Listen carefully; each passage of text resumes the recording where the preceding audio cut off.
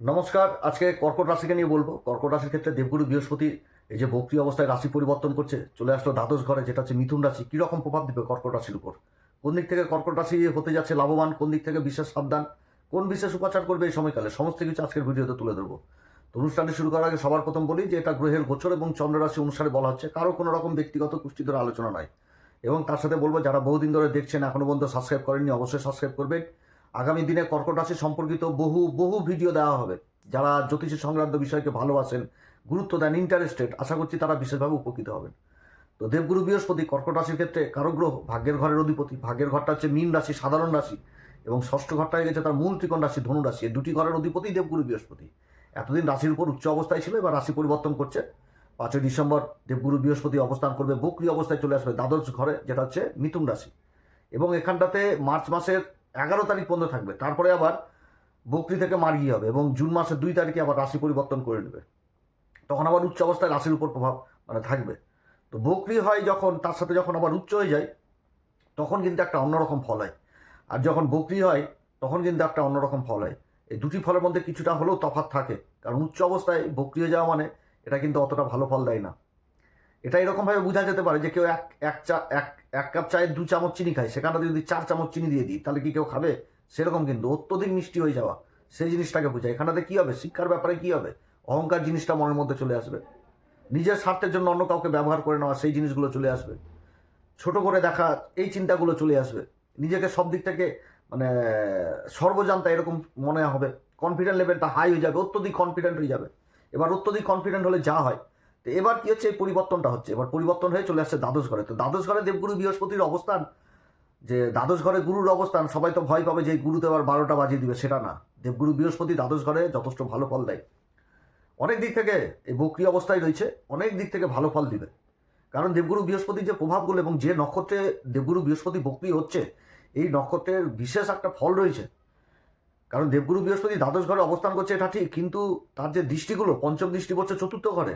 চতুর্থ ঘরটা হচ্ছে কি তুলা রাশি, এবং তার সাথে সপ্তম দৃষ্টি পড়ছে একদম ষষ্ঠ ঘরে, যেটা হচ্ছে ধনু রাশি, অর্থাৎ নিজের মূল ত্রিকোণ রাশিকে দেখবে। এবং নবম দৃষ্টি থাকছে অষ্টম ঘরে, যেটা হচ্ছে কুম্ভ রাশি, রাহুর উপরে থাকবে। রাহু কিন্তু এই সময়কালে আবার নক্ষত্র পরিবর্তন করছে শতভিষা নক্ষত্রে। তো শতভিষা নক্ষত্র সম্পর্কেও ভিডিও দেওয়া রয়েছে কর্কট রাশির সম্পর্কিত। বহু দর্শক দেখেছে, দেখবেন, বুঝতে পারবেন যে শতভিষা নক্ষত্রে রাহু কীরকম রেজাল্ট দিবে অষ্টম ঘরে কর্কট রাশিকে। এবার তার মাঝখানে কি শনি আবার ভাগ্যের ঘরে অবস্থান করছে মীন রাশিতে। মীন রাশিতে শনি পূর্বা ভাদ্রপদে মার্গী হয়ে গেছে, ভাগ্যের ঘরে অবস্থান করছে কর্কট রাশির ক্ষেত্রে। অর্থাৎ এই সময়কালে কিন্তু শনি আর রাহু সম্পূর্ণভাবে দেবগুরু বৃহস্পতির আয়ত্তে আসছে, এবং বহু দিক থেকে সফলতার দুয়ার খুলবে এই কর্কট রাশির ক্ষেত্রে। দেবগুরু বৃহস্পতি যে নক্ষত্রটাতে অবস্থান করছে, সেটা হচ্ছে পুনর্বসু নক্ষত্র, সব থেকে পবিত্র নক্ষত্র। আমাদের জ্যোতিষশাস্ত্র এই নক্ষত্রের যে সিম্বল, সেটা হচ্ছে কি ধনুষবাণ। ধনুষবাণ বলতে সেই সূর্য বংশ। কারণ এই পুনর্বসু নক্ষত্রের অধিপতি দেবতা হচ্ছে অদিতিমা। অদিতিমা হচ্ছে সূর্যদেবের মাতা, যে সূর্য বংশ। আর এই ধনুষবাণ কিন্তু আমাদের পরম প্রেমময় প্রভু শ্রীরামচন্দ্রের কাঁধেই ছিল।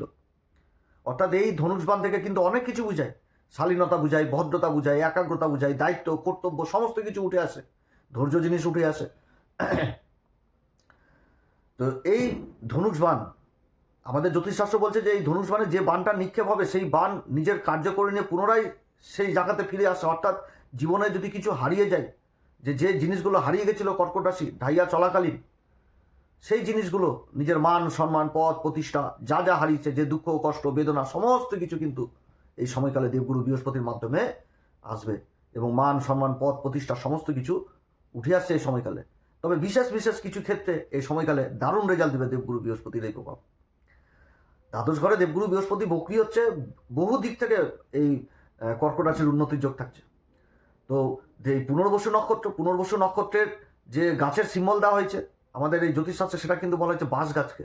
একটা চাষি যদি বাঁশ গাছ আর ধান গাছ চাষ করে, তো ধানের চাষ করে নেবে, কারণ বছরে 2-3 বার ধান উঠে নেবে, কিন্তু বাঁশ উঠাতে পারবে না। যার জন্য বাঁশ চাষ করবে না। কিন্তু সেই বাঁশটা যখন লেগে যাবে একটা বয়সের পর, সেই বাঁশটা যখন বাড়বে, তখন কিন্তু ফিটে ফিটে ফিটে ফিটে বাড়বে। সেই সময় কিন্তু আশেপাশের গাছগুলোকে ছোট মনে হবে। তো সেরকম কিন্তু দেবগুরু বৃহস্পতির এই পুনর্বসু নক্ষত্রে বিগত দিনে যে সংগ্রাম, যে সংঘর্ষ জীবনে করেছিল, নিজের জীবনকে উন্নতির পথে নিয়ে যাওয়ার যারা চেষ্টা করছিল, যে কর্কট রাশির জাতক জাতিকারা, তারা কিন্তু এই সময়কালে চরম উন্নতির একটা প্রভাব দেখতে পাবে। তবে সবার ক্ষেত্রে যে সমান হবে সেটাও না। যাদের গুরুর মহাদশা চলছে, গুরুর অন্তর্দশা চলছে, গুরু ভালো অবস্থায় রয়েছে, গ্রহদের পজিশন সঠিক রয়েছে, তারা তো বিশেষ ভালো ফল পাবে। আর যাদের গ্রহের অবস্থান খারাপ রয়েছে তাদের ক্ষেত্রে বিশেষভাবে বলবো আপনারা ভালো জ্যোতিষীয় পরামর্শ নেবেন। আপনাদের আশেপাশে ভালো জ্যোতিষীয় পরামর্শ নেবেন, আমাদের সাথেও নিতে পারেন, তবে আমাদের শুল্ক লাগু থাকবে আর আমাদের সাথে নিতে হবে এরকম কোনো ব্যাপার নয়। তো ভালো রেজাল্ট দিবে দেবগুরু বৃহস্পতির অবস্থানে। দেবগুরু বৃহস্পতির এই পুনর্বসু নক্ষত্রে মানে কিছু কিছু ভালো ভালো কাজ বলতে কি, যে কোথাও ইন্টারভিউ দিতে যাচ্ছি, যে কোথাও কোনো বড় লোকের সাথে সাক্ষাৎ করতে যাচ্ছি, বা কোনো একটা ভাইটাল কাজ করতে যাচ্ছি, সেখানটাতে সফলতা পেয়ে যাওয়া, যে নিজের কাজকে পূর্ণ করে নিয়ে আবার নিজের সে পুনরায় নিজের জায়গায় ফিরে আসা, এগুলো জিনিস।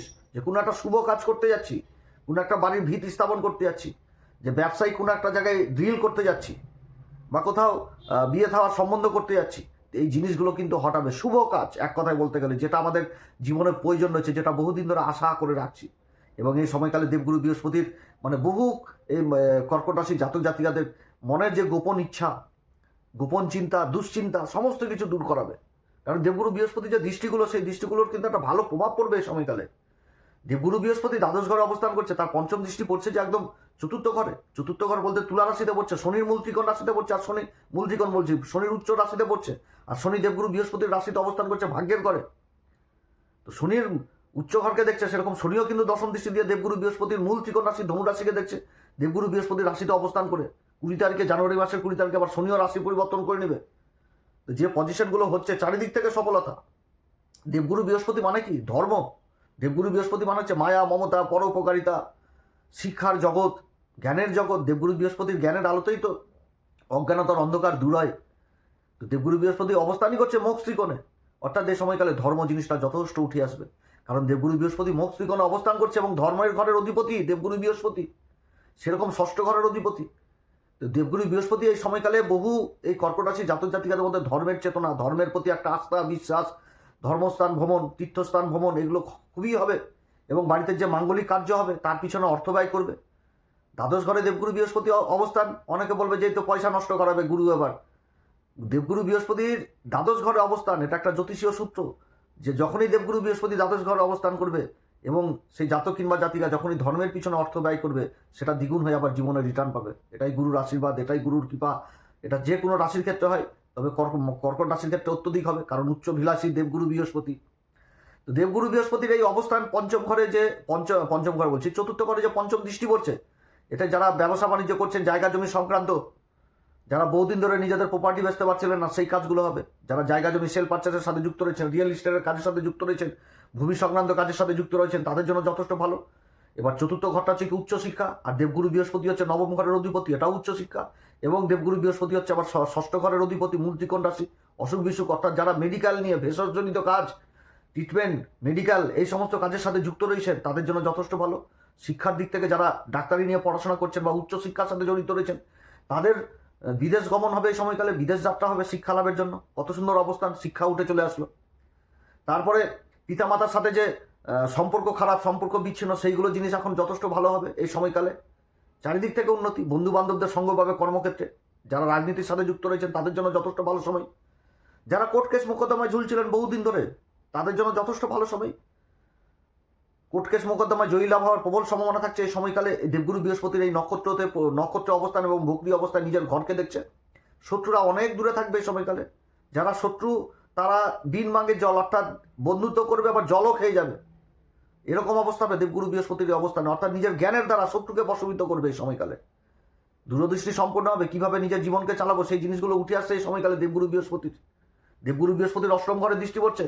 যারা কমিশনজনিত কাজের সাথে কাজ করছেন, ইন্স্যুরেন্সের কাজ করছেন, যেগুলো বিগত দিনে সংঘর্ষময় ছিল, যে কেউ ইন্স্যুরেন্সের ক্লেমই পাচ্ছিল না, কেউ কাজকর্ম করেছে প্রভিডেন্ট ফান্ডের টাকাই পাচ্ছিল না, গ্র্যাচুইটির টাকা পাচ্ছিল না, সেইগুলো জিনিস উঠে আসছে। শিক্ষার জায়গাটা উঠে আসছে। যারা শিক্ষক মানুষ বা অন্যান্য ডিপার্টমেন্টে রয়েছেন, যে কোথাও কোর্ট কেস মোকদ্দমায় ঝুলছেন, সেগুলো দিক থেকে একটা ভালো রেজাল্ট চলে আসা, এগুলো জিনিসও বুঝাচ্ছে দেবগুরু বৃহস্পতির এই পরিবর্তনে। অবস্থান যথেষ্ট ভালো কর্কট রাশির ক্ষেত্রে, চারিদিক থেকে একটা উন্নতি, সব দিক থেকে উন্নতি। দেবগুরু বৃহস্পতির এই দ্বাদশ ঘরে অবস্থান, যত ধর্মের পিছনে ব্যয় করবে নিজেকে, তত উন্নতি চরম শিখরে পৌঁছাতে পারবে। বা ধর্মের পিছনে ব্যয় বলতে শুধু যে অর্থের ব্যয় সেটাও না, ধর্মের সেবা করো, যে কোনো ধর্মস্থান, যে কোনো মন্দিরের সেবা করো, মন্দির আঙ্গনের সেবা করো। শুধু অর্থ দিয়ে যে সেবা হয় সেটাও তো না, গুরুর সেবা করো, ঈশ্বরের সেবা করো, ঈশ্বরের ভক্তি করো, যথেষ্ট ভালো সময়। চারিদিক থেকে উন্নতি নিয়ে আসবে দেবগুরু বৃহস্পতির এই বক্রী অবস্থান, কারণ দৃষ্টিগুলোর প্রভাবই থাকছে। এছাড়া ইম্পোর্ট এক্সপোর্ট, বিদেশি কাজগুলো যথেষ্ট ভালো হবে। যারা বিদেশে পড়াশোনা করছেন বা বিদেশি কোম্পানিতে কাজের চেষ্টা করছেন, বড় প্রজেক্টের আশা করছেন, সেগুলো জীবনে লাভ করাবে। ভবিষ্যৎ উজ্জ্বল করাবে দেবগুরু বৃহস্পতি এই দ্বাদশ ঘরে অবস্থানে। যারা সোনা, চাঁদি, পিতল, কাঁসা, তামা, পিতল, ব্রোঞ্জ এগুলোর সাথে যুক্ত রয়েছেন, এই কাজগুলো যথেষ্ট হবে এই সময়কালে। বাড়িতে মাঙ্গলিক কার্য হবে, যথেষ্ট ভালো সময়। চারিদিক থেকে একটা উন্নতির জোয়ার নিয়ে আসবে এই সময়কালে দেবগুরু বৃহস্পতির। দেবগুরু বৃহস্পতির এই দিক চারিদিক থেকে উন্নতির জোয়ার, খুবই ভালো অবস্থানে পুনর্বসু নক্ষত্র হতে যাচ্ছে। যে জীবনে যা যা যেটা কল্পনা হচ্ছিল না সেই জিনিস করাবে, উন্নতির চরম শিখর উঠাবে, আর্থিক দিককে যথেষ্ট মজবুত করাবে। সরকারি বেসরকারি কর্মচারীদের বিদেশ যাত্রা হবে, প্রমোশন হবে। যারা ব্যবসা বাণিজ্য করছেন তাদের আর্থিক দিক মজবুত হবে, আর্থিক দিক ধনসম্পত্তি এগুলো যথেষ্ট মানে শক্তিশালী হবে। এক কথায় বলতে গেলে মান সম্মান যথেষ্ট ভালো ভালো জায়গায় যাবে। আর্থিক দিক প্রচণ্ড মজবুত হবে এই সময়কালে, যার জন্য এত বড় ক্যাপশনও লিখেছি যে টাকার পাহাড় তৈরি হয়ে যাবে। আর্থিক দিককে চরম জায়গায় নিয়ে যাবে, সমাজে মান সম্মান সব কিছু রিটার্ন আসবে যারা হারিয়েছে জীবনে। তো যাই হোক, অনেক কথা বললাম। এই সময়কালে অবশ্যই হনুমান চল্লিশা, বজ্রংবাণ, শ্রীরাম সীতার প্রণাম মন্ত্র সহকারে পাঠ করবেন, সূর্যদেবকে অর্ঘ্য দিবেন। তার সাথে শুক্লপক্ষের যে বৃহস্পতিবারগুলো পড়ে সেই বৃহস্পতিবারগুলো সত্যনারায়ণ হরির পূজা দিবেন বাড়িতে। এছাড়া পূর্ণিমা তিথিতে রাধা গোবিন্দর পূজা দিবেন, দেখবেন কত সুন্দর রেজাল্ট পান। মন্দিরের পূজারীদের পাঁচই আশীর্বাদ দিবেন। যে সমস্ত মন্দিরে ভোগ রান নয়, মিষ্টি কুমড়ার মতন খাবারের বস্তু দান করবেন, যথেষ্ট ভালো রেজাল্ট পাবেন। এই সময়কালে নিজের পিতা মাতাকে কোনো সময় দুঃখ দেওয়া যাবে না, কিংবা কোনো গুরুজনের সাথে দুর্ব্যবহার করা যাবে না। পারলে তাদের কাছ থেকে আশীর্বাদ নেবেন, দেখবেন রাম বানের মতন কাজ করবে। তাই যাই হোক, অনেক কথা আলোচনা করলাম। যদি ভালো লাগে অবশ্যই আমাদের এই চ্যানেলকে সাবস্ক্রাইব করবেন। আগামী দিনে কর্কট রাশি সম্পর্কিত বহু বহু ভিডিও আমাদের এই চ্যানেলে আপলোড দেওয়া হবে। আমরা বেশিরভাগ নক্ষত্র নিয়ে বলি, নক্ষত্রকে নিয়ে আলোচনা করি, নক্ষত্রের গুণকে তুলে ধরি। তবে একটা নক্ষত্রে যতগুলো চরণ, সেই চরণের যদি প্রত্যেকটা খণ্ড এবং নবাংশ নিয়ে বলি তাহলে তো অনেক সময় লেগে যাবে। অত সময় ধরে তো একটা ভিডিও তৈরি করা যায় না। তো যেটা হয় সেটা শর্টকাটেই বলি। আশা করছি ভালো লাগবে। আপনারা সবাই ভালো থাকেন, ঈশ্বর আপনাদের সবার মঙ্গল করুক। এরপর আবার আসবে একটি নতুন ভিডিও নিয়ে। নমস্কার, ধন্যবাদ।